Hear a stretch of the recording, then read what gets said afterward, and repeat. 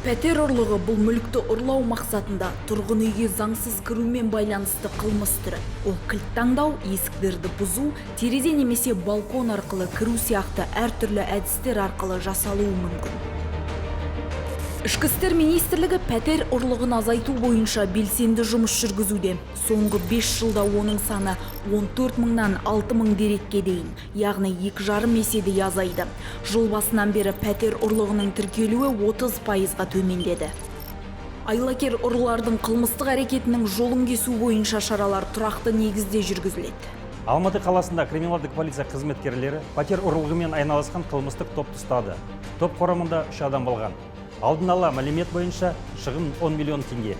Қазіргі уақытта бұл дерек бойынша сотқа дейінгі тергеу жүргізілуде.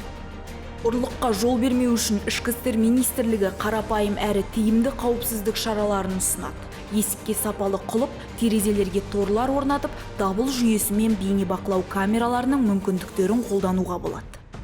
Әлеуметтік желілерде қолда бар ақша жинақтары мен зергерлік бұйымдар, материалдық құндылықтар және оларды сақтау орындары туралы ақпаратты жарияламаған абзал.